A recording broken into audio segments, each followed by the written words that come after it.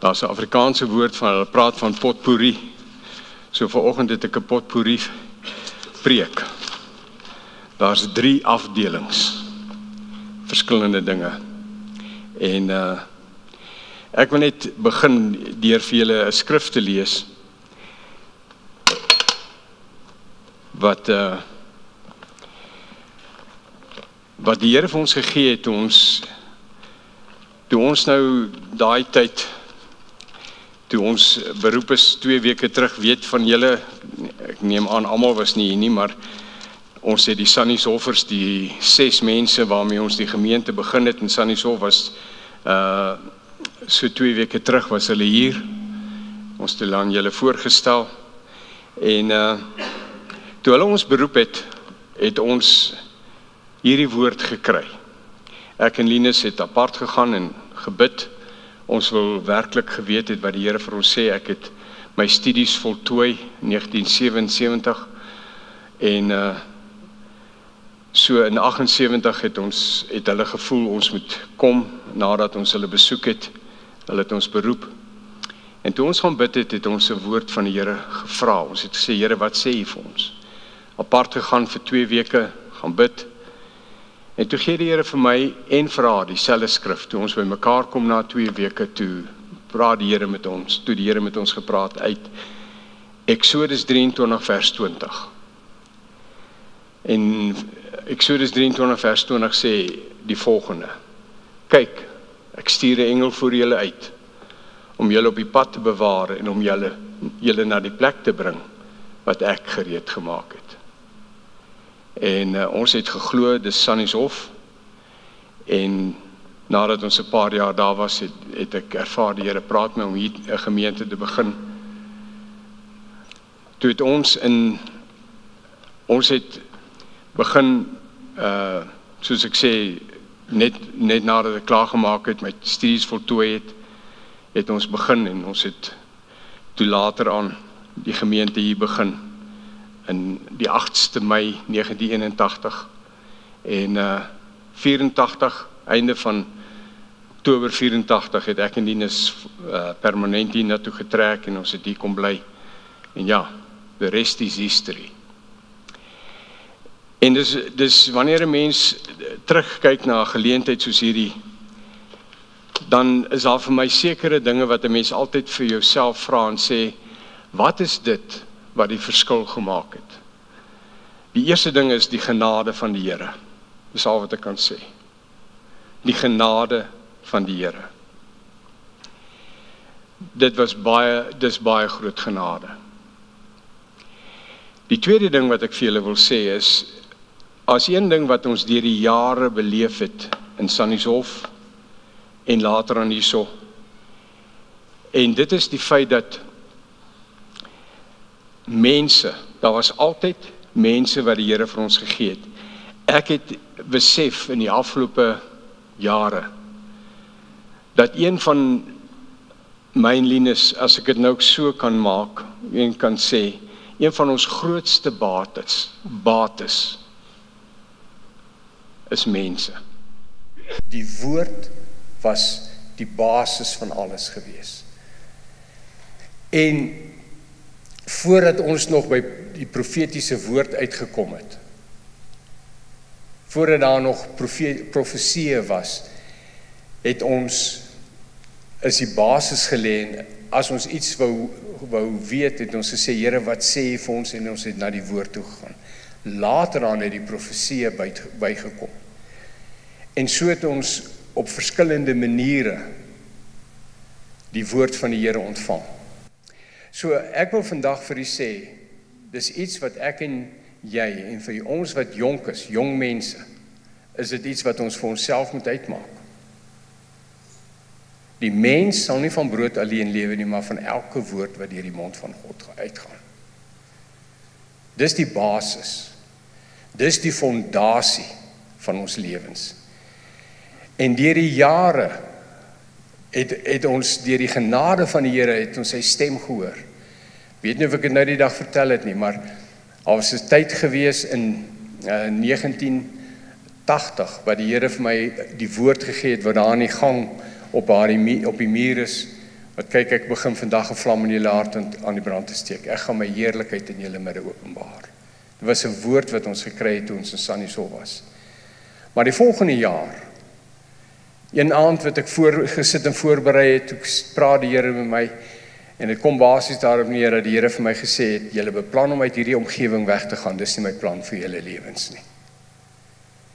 En ek is die Vader baie dankbaar, dat ek kon hoor, deur sy genade, sy stem kon hoor, en net besef het, maar dis waar ons moet wees, en ons was, en dis waar ons gebly het.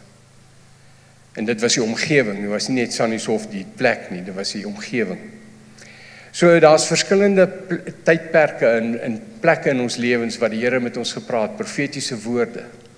In die afgelope paar maande, die afgelope 2-3 jaar, het die Here baie spesifiek sekere dinge vir ons aan ons oorgedra, wat eintlik baie profeties, wat die Here vir ons gesê het, wat hy in gedagte het.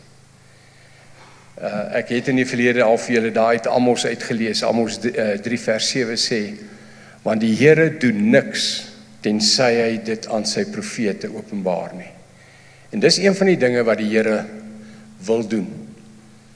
Hy maak dit wat hy gaan doen, maak hy bekend.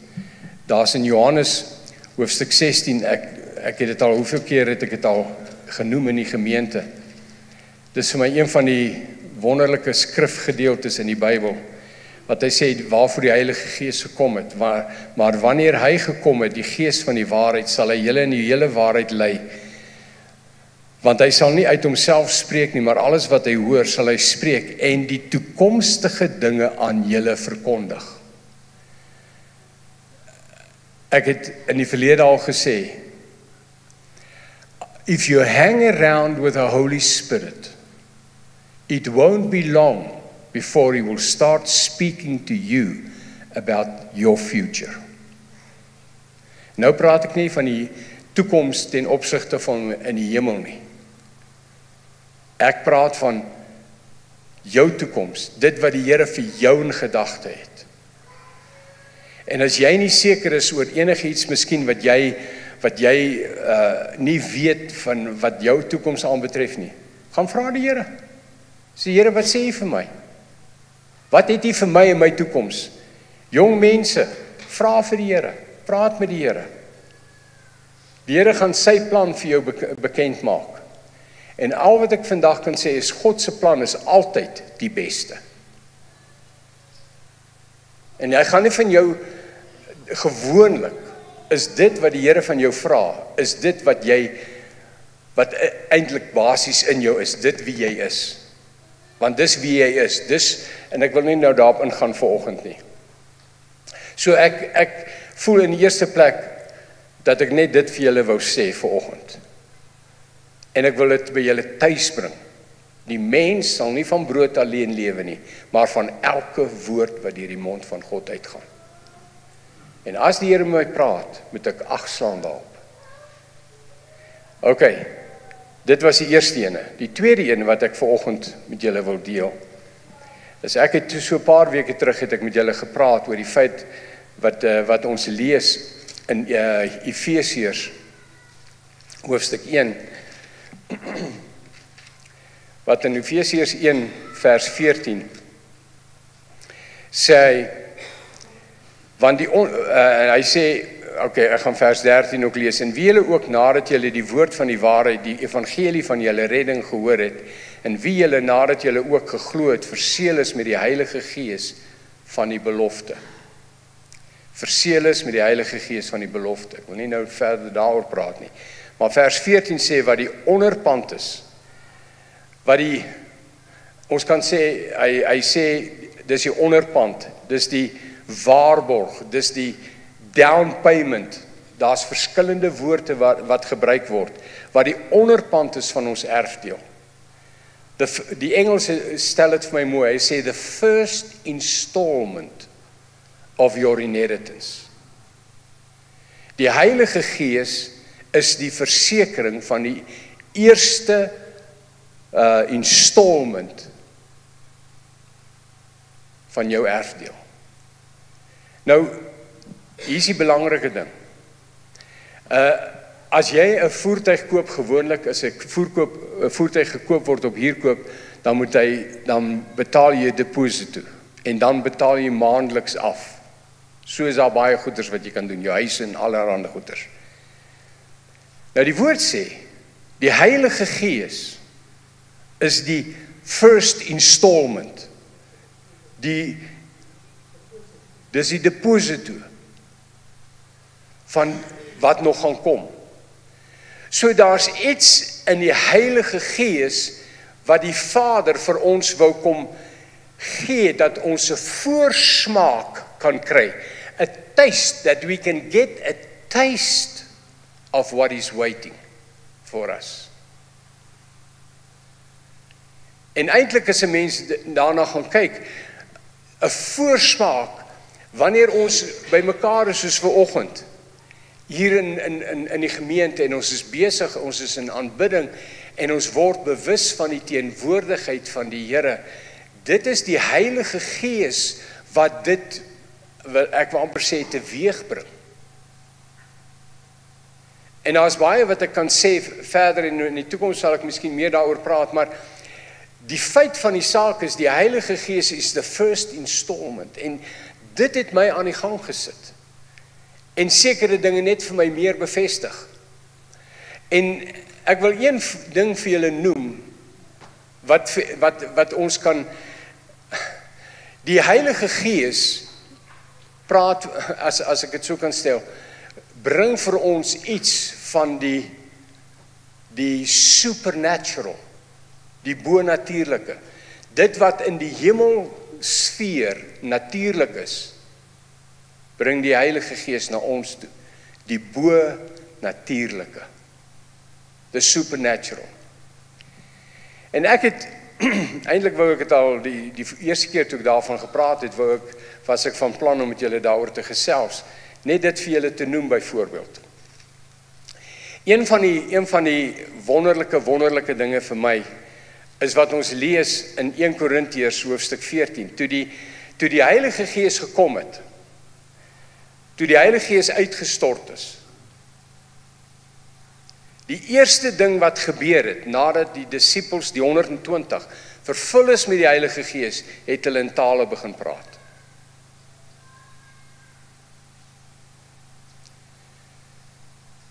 En eintlik wat ek vandag wil sê is, dit het nog nooit verander nie. Nou wil ek wil net so 'n bietjie iets vir julle wys hierso. 1 Korintiërs 14 vers 2. Vers 1 sê, jaag die liefde na en beywer julle met die oog op die geestelike gawes, maar veral om te profeteer. Want hy wat in 'n taal spreek, nou dit is een van die manifestasies wat plaasvind wanneer iemand vervul word met die Heilige Gees. Dit kom saam met die vervulling met die Heilige Gees. So dis iets wat die Heilige Gees werk in die mens, in iemand wat weergebore is. Nou sê hy so, want hy wat in 'n taal spreek, luister net hierna, spreek nie tot mense nie.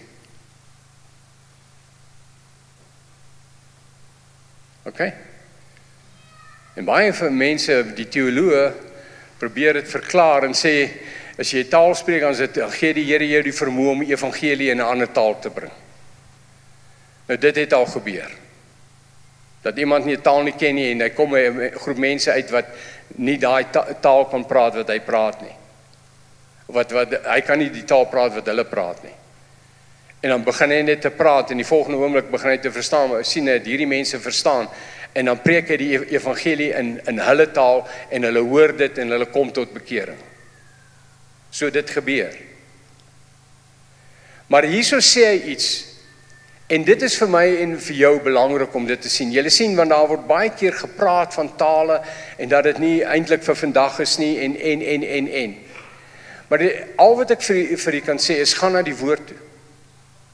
Wat sê die woord? Dis altyd dis ons verwysingsraamwerk. Dis waarna ons toe gaan. As ons nie kan verstaan wat dit is nie, gaan kyk wat sê die woord daaromtrent. En hier sê hy wat in 'n taal spreek, spreek nie tot mense nie, maar tot God. Okay? Nou verder in hierdie selfe hoofstuk lees jy daarvan, as ek in die taal bid, dan bid my gees. My verstand is onvrugbaar. Jy gaan nie heeltemal verstaan hoe dit werk as jy nie in tale bid nie. Maar hy sê, as jy in tale bid, dan bid jou gees, maar jou verstand is onvrugbaar. Met ander woorde, dis 'n aspek in jou lewe wat jy nie gaan en uitdink wat jy wil sê nie. Die woorde kom uit jou gees uit, deur die Heilige Gees. Met ander woorde, as jy in tale bid, kan jy allerhande dinge dink, terwyl jy in tale bid. Want jou verstand is onvrugbaar, wat dit aanbetref. Nou, hier is die belangrike ding. So dis my gees, wat met God se gees kommunikeer. Nou het mense probeer dit met hulle verstand uitwerk, en dan sê hulle, ja, maar hoekom wil ek in tale praat? Ek verstaan nie die tale nie, uit die aard van die saak verstaan ek nie, nou, en ek verstaan nie wat ek vir die Vader sê nie, en hoekom het ek tale nodig? Maar dis waar die probleem lê. Ons probeer dit op 'n menslike manier uitredeneer. Maar hier sê hy wat in 'n taal spreek, spreek nie tot mense nie, maar tot God, want niemand verstaan dit nie, en selfs die duiwel nie.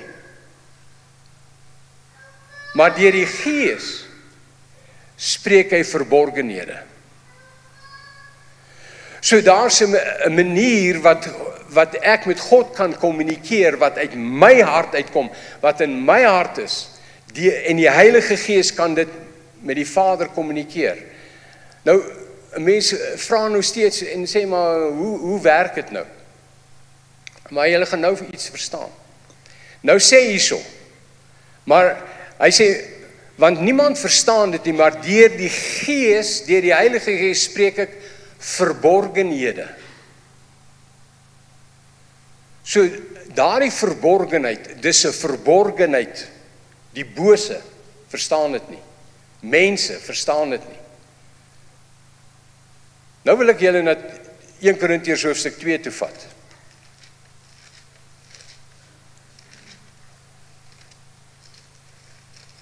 Korintiërs hoofstuk 2. Luister hierna. Maar ons spreek die wysheid, dis vers 7. Dis 7 en 8 wat ek wil lees. Maar ons spreek die wysheid van God wat bestaan in verborgenheid. Die wysheid van God wat bestaan in verborgenheid, wat bedek was en wat God van ewigheid af voorbeskik het tot ons heerlikheid. OK, dis bedek gewees, van ewigheid af voorbeskik het tot ons heerlikheid. Want niemand van die heersers van hierdie wêreld geken het nie. Want as hulle dit geken het, sou hulle die Here van die heerlikheid nie gekruisig het nie. Die duiwel het nie verstaan wat hy doen nie.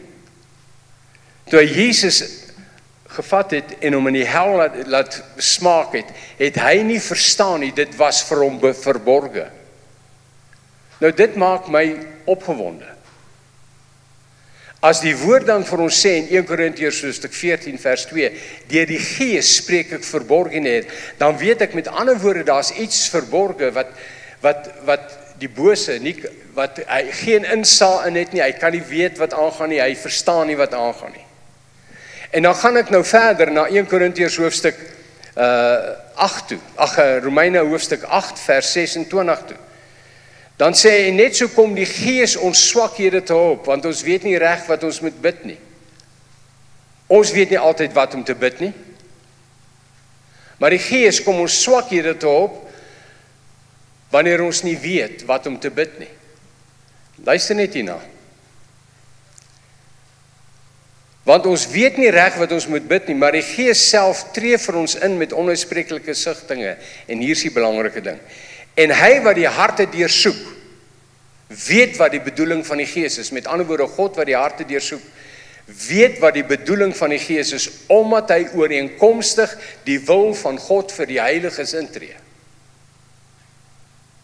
Met ander woorde, as ek in 'n situasie kom, en ek weet nie hoe om te bid nie. Ek weet nie wat om voor te bid nie. Kom die Heilige Gees my te hulp. En nou begin ek in die Gees te bid, in tale te bid. En wat ek doen, is ek bid volgens die wil van God. Ek bid 100% gebed wat in lyn is met die wil van God, nie met my verstand nie. Want ek kan met my verstand kan ek 'n fout maak, want ek kan 'n ding verkeerd interpreteer. Maar nie as ek deur die Gees bid nie. En dis wat ek nou verstaan, hoekom die bose so 'n ding het, waarom hy probeer om die hele ding van tale heeltyd af te druk, want in die proses kry hy seer. En ek noem dit net om vir julle een aspek te wys van dit is wat die Heilige Gees kom doen het. Dis die bonatuurlike aard van die Heilige Gees. Hy kom om vir ons iets te leer en iets te doen. Hy kom met 'n bonatuurlike ding wat jy in die hemel gaan kry. En ek vertrou u verstaan wat ek vir u probeer sê. So met ander woorde, ons het nodig om dit te verstaan. Dis waar die gawes van die Heilige Gees inkom. In hierdie einste hoofstuk 1 Korintiërs 14 praat hy van profesie teenoor tale. En die enigste ding daar is, in 'n gemeente soos hierdie, is iemand in tale bid verstaan, niemand wat aangaan nie, tensy daar 'n uitleg is. En dit was wat vanoggend gebeur het. Dis hoe die Here werk. Maar profetiese woord, wat ons van bewus geword het in die verlede, profetiese woord, kom uit die hart van die Vader, dit wat hy op sy hart het, wat hy deur mense tot ander mense spreek. Woorde van opbouing, woorde van bemoediging. En dis wat 1 Korintiërs 14 oor gaan. So, al wat ek vir u vandag sê is, daar's aspekte, daar's dinge van wat die Heilige Gees, wat die vir ons 'n voorsmaak omgee het van wat die Vader vir ons 'n gedagte het, dis wat hy kom doen het. Bonatuurlik. En daarom is dit vir my en vir u, nou weet ek, daar's mense wat vervul word met die Heilige Gees wat nog nie in tale bid nie. En ek het nie altyd 'n oplossing daarvoor nie, maar al wat ek vandag vir u sê is, om in tale te bid, die woord sê, dis nie, tale is vir sekere mense en nie vir sekere mense nie. Die woord sê in Markus hoofstuk 16, sê die woord, vir die wat glo sal die volgende tekens volg, vir die wat glo. So ek kan my geloof uitsit, wanneer ek vervul word met die Heilige Gees om in tale te bid. En al wat ek vandag vir u kan sê is, dis een van die wapens wat die Here vir my en vir jou gegee het. Dis 'n wapen. Dis een van die awesomeste wapens in ons geestelike lewe. En daarom wil ek vir diegene aanmoedig, as jy nog nie vervul is met die Heilige Gees nie, dan wil ek jou uitnooi, hier's mense wat vir jou sal bid vir die vervulling met die Heilige Gees, en ons in die tale volg daarop. Maar as daar vir jou verbid is vir die vervulling met die Heilige Gees, en jy praat nog nie in tale nie, moenie stop voordat dit gebeur nie. Kom gesels met ons gaan help. Ons vertrou die Here, want vir party gebeur dit maklik, vir party gebeur dit nie maklik nie. Maar okay, die belangrike ding wat ek net wil sê, dis 'n hulp in ons gebed.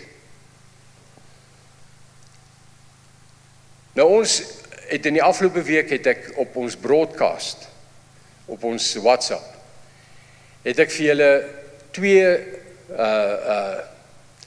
ek wil amper sê WhatsApp gegee oor gebed. Die ander aspek is, as mense weer gebore word saam met dit, is dat ons vertrou die Here vir genesingstekens en wonders. Vir mense om vry te kom. So, dis waarvoor ons bid. Dis waarvoor ons julle wil aanmoedig om op 'n daaglikse basis as gemeente voor die Here te staan en hulle besoek voor die Here te hou. Ons bid vir hulle, maar ons bid vir 'n manifestasie van die Heilige Gees. Dat mense genees word. Ons bid vir genesings. Ons bid vir tekens en wonders. En dis waarvoor ons die Here vertrou. So dis een van ons gebedsdinge, en dis op die broadcast. As iemand nie deel is daarvan nie, dan kan julle met Rwyn of myself of met Ian of met Christa wat in die kantoor is praat, en sy sal vir julle die kerk se nommer gee wat julle kan skakel, en daai nommer gaan beteken as jy hom op jou foon save, soos hulle sê, dan sal jy ons WhatsApps kan kry.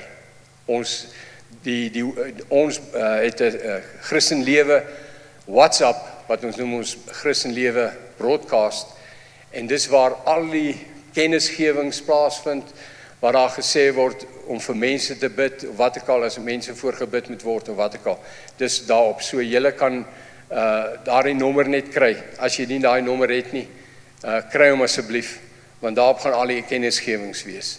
Maar die hele gedagte is dat ons bid vir Dion Hokkie wanneer hy kom. En ons vertrou die Here vir mense om weergebore te word.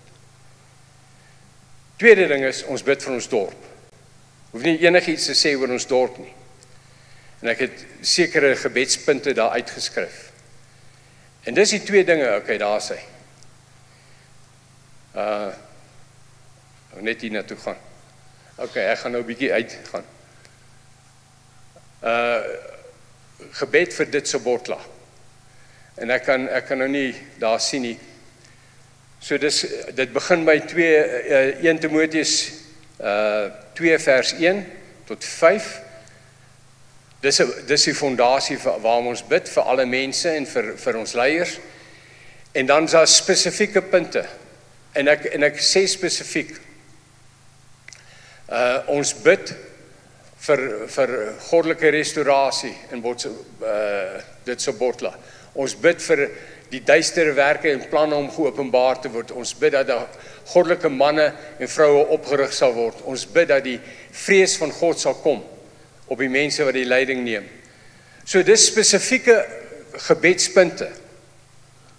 En as ons as gemeente op 'n daaglikse basis hierdie dinge voor die Here hou, dan al wat ek wil sê is, dinge kan nie bly soos wat dit is nie. Maar ek het daar op 'n punt het ek daar genoem. As jy hierdie goed gebid het, dan as jy in die gees kan bid nog vir 'n rukkie aan om in tale te bid. Om op die einde van die dag die Here te vertrou vir 'n deurbraak, vir 'n restaurasie in Lichtenburg en die omgewing. En as ons praat van Lichtenburg, dan praat ons van dit Sobotla. Dit sluit Kolinie in, dit sluit Bissiesvlei en selfs Itsoseng ook in. Al wat ek vandag kan sê is, ons het nodig om te bid. As ons nie bid nie, gaan daar nie dinge gebeur nie.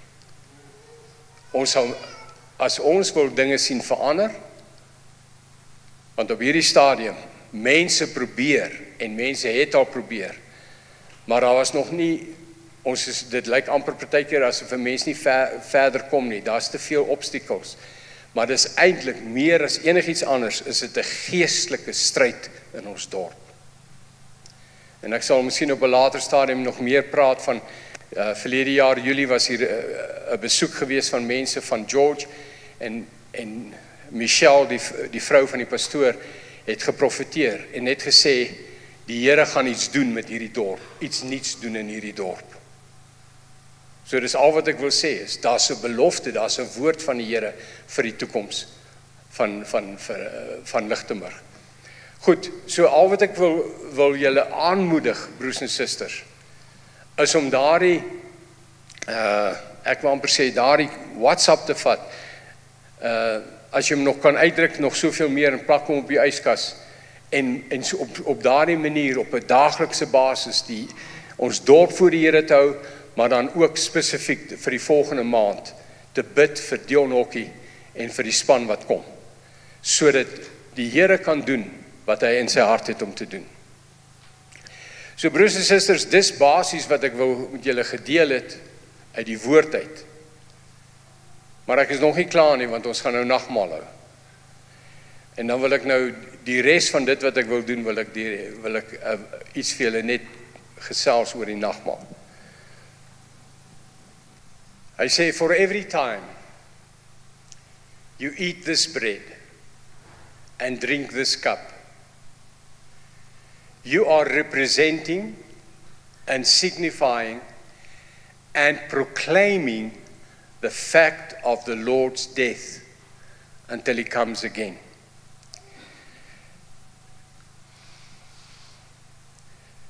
You are proclaiming the fact of the Lord's death. Dis waarom het vir my en vir jou belangrik is om dit te verstaan. We are proclaiming something. Dis iets wat ons verklaar, dis iets wat ons in die geesteswêreld uitspreek. Dis eintlik 'n proclamation wat ons maak. As jy nou die Engels sal verstaan. Dis 'n verklaring wat ons in die gees maak. Elke keer wat ek die brood, naamlik die liggaam van Christus neem, en ek neem die beker, die bloed van Jesus, elke keer wanneer ek dit gebruik, en deel het daaraan, dan maak ek in die geesteswêreld 'n proclamation. Nou wil ek vir julle iets verduidelik. Every time you eat this bread and drink this cup. Nou, vorentoe sê hy, in vers 23, sê hy, Jesus, dit is wat Paulus ontvang het, hy het gesê, Jesus sê, neem, eet, dis my liggaam, wat vir julle gebreek word. Neem, eet, dis my liggaam, wat vir julle gebreek word. Spesifiek praat hy van die liggaam. Wat beteken dit? Jy sien, dis nou weer een van daai dinge. As ek lees van die liggaam, dan wil ek weet, wat beteken dit as die woord sê, sy liggaam? Nou wil ek vir julle na Galasiërs hoofstuk 3 toe vat.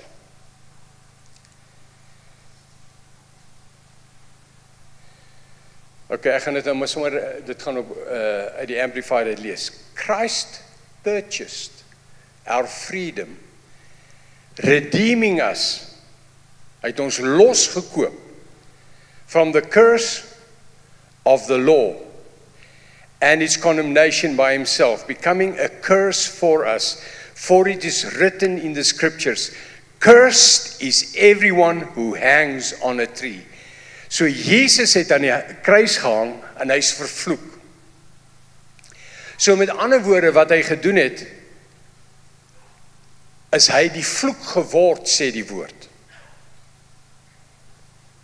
En vanoggend toe sê ek, toe dink ek, hy sê, die TPT, die Passion vertaling praat van daai versie, hy sê, he absorbed the curse.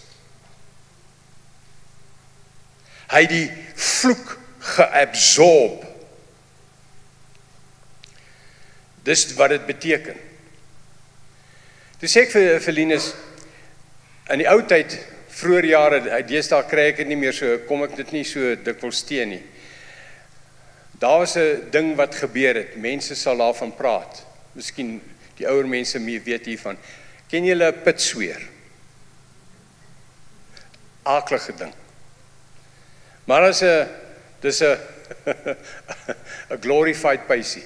Dit is baie erger. Maar daar's altyd 'n pit of wat ook al in gewees.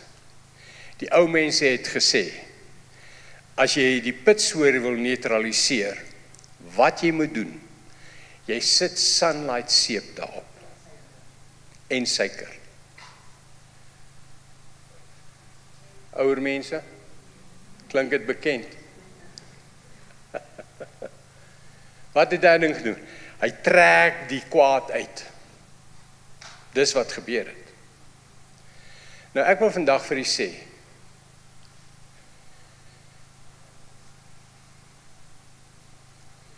die liggaam van Christus is vir jou en vir my gebreek. Hy het die vloek geword. Hy het die vloek geabsorbeer, sodat ek en jy nie verder die vloek hoef te beleef, te ervaar, en saam met die ander aspekte van sy liggaam, een van die ander aspekte is genesing.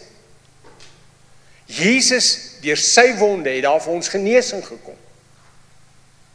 Dis wat hy in sy liggaam vir ons verrig het. So vandag, broers en susters, as jy die liggaam van Christus neem, ontvang jy daardie, stel dit andersom, die liggaam van Christus het die vloek uit jou lewe geabsorbeer. As ek die vloek in my lewe raak sien of raak loop of ervaar, dan beteken dit ergens of ek verstaan nie, of ek het nie 'n openbaring van die volle resultaat van dit wat Jesus gedoen het nie. Of daar kan 'n ding wees, daar kan bitterheid in my hart wees, wat dit kan short circuit. Die seën short circuit, as ek dit so kan sê. 'n Kortsluiting veroorsaak met die seën. Daar is goed wat die seën van die Here in my en jou lewe kan veroorsaak dat daar 'n kortsluiting is. Met ander woorde, dit manifesteer nie in my en jou lewe soos wat dit moet nie. Daarom is dit vir ons belangrik om dit te weet, maar ek wil vandag vir u sê, wanneer u vandag die liggaam van Christus ontvang, weet dit, dat die vloek is geneutraliseer. Jy is losgekoop van die vloek van die wet. En wanneer jy die beker drink, die woord van die Here sê, dis die nuwe verbond in sy bloed. Ek en jy staan in 'n verbondsverhouding met die Vader. En ek het nie nou tyd om daarin in te gaan en dit te verduidelik nie. Maar die basis van die verbond is dit. Hierdie boek, die Bybel, is God se boek van verbond. Dis 2 verbonde. Die ou verbond en die nuwe verbond. En die nuwe verbond sê vir my, in Christus het ek gekom by 'n punt wat ek in 'n verbondsverhouding met God is. En dit sal vir jou die moeite werd wees om dit te gaan bestudeer, wat dit beteken om in 'n verbondsverhouding te wees met God die Vader. Want in werklikheid, elke belofte in sy woord is 'n verbondsbelofte. Dis daar, en Jesus is die waarborg van daardie verbond. Sy bloed. So wanneer ons vanoggend die liggaam van Christus gaan ontvang en die beker gaan ontvang, hier is die belangrike ding. Moet dit nie doen uit gewoonte uit nie. Ontvang dit met die wete.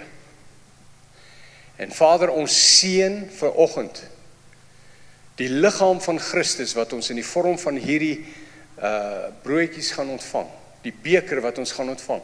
Ons seën dit vanoggend. En ons verklaar in die naam van Jesus, stem saam met my. Ons verklaar in die naam van Jesus dat wanneer ons die nagmaal gebruik vanoggend, die liggaam van Christus en die bloed van Jesus, dank ek die Vader vir manifestasies van die Heilige Gees, manifestasies van genesing, van vrymaking, deur hierdie nagmaal vandag. Kom ons bid saam. Vader, in Jesus naam, dank ek U vandag. Ons ontvang vandag U liggaam wat vir ons gebreek is.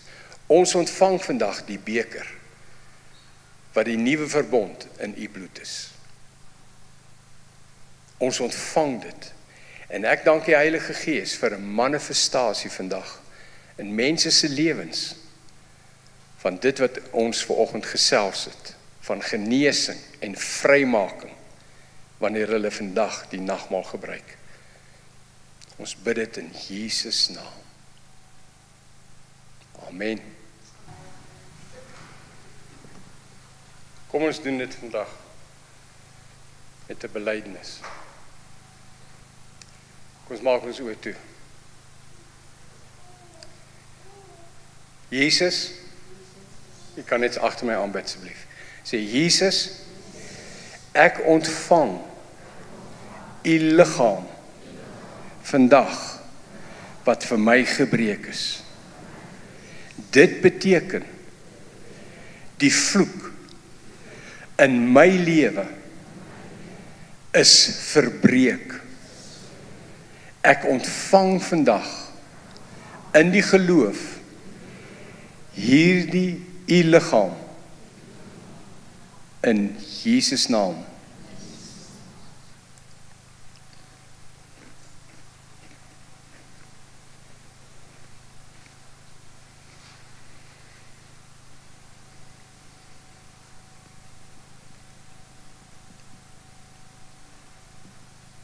Ek ontvang vandag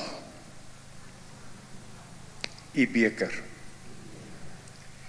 die nuwe verbond in u bloed. Ek verklaar, ek is losgekoop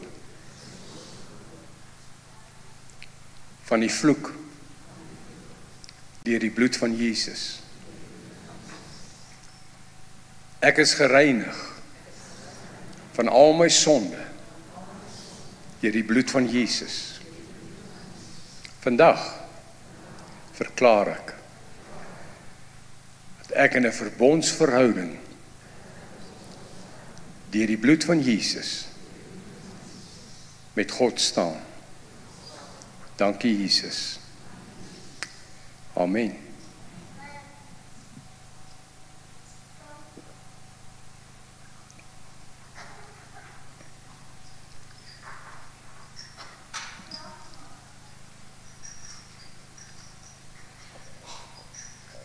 Hemelse Vader, ek dank U vandag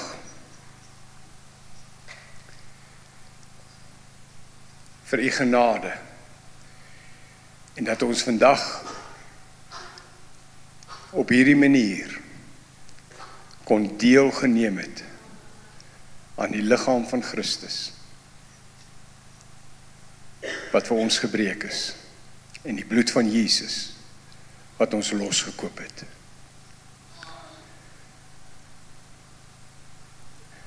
Terwyl ons in gebed is, wil ek net vra.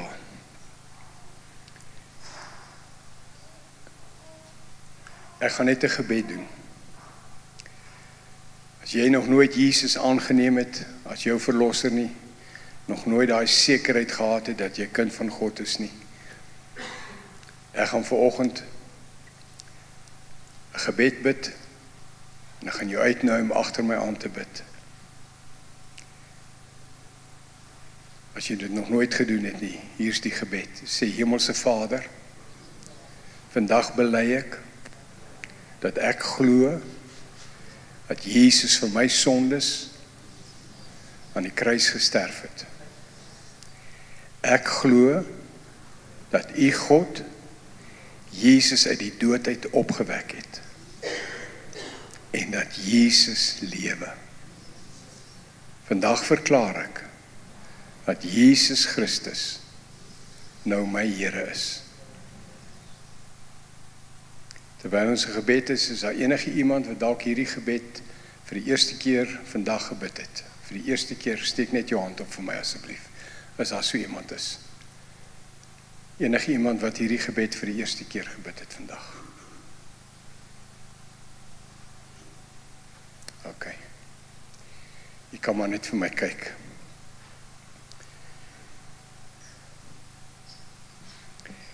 Ek gaan net die seën van die Here oor julle uitspreek.